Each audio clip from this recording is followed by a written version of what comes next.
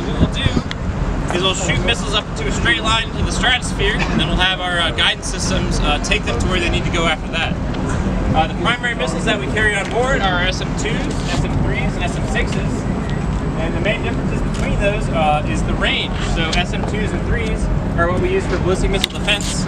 So they're capable of shooting other missiles out of the sky, and that would be to defend land assets or any sea assets like an aircraft carrier or an amphibious assault vessel.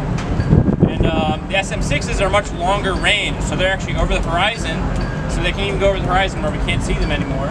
And they can take out other surface vessels and other land assets from extremely far away. And what you see behind you is the SV-2T, or the surface vessel torpedo tubes. Those carry Mark 46 torpedoes, and that's primarily what we use to combat undersea threats like enemy submarines. Another thing I want to point out on the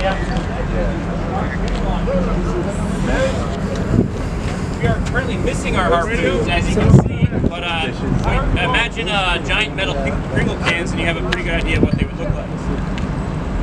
And those are capable of taking out other surface vessels.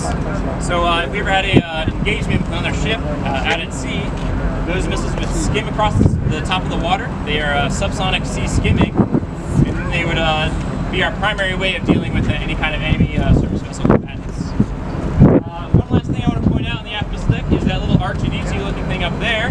That is actually our Sea-Whiz. Oh yeah. Closed-in weapon system. Those things are powerful. And that is capable of firing about 1,000 rounds gun per right minute. there on the front. And it'd be our last line of defense. You ought to hear it go off. So if any missiles were to be shot at us, it's like right out of the sky and hit our ship. It can also be switched to a different mode to engage surface vessels. So if we had smaller surface vessels off the side of our ship, we could also use Sea-Whiz to combat those.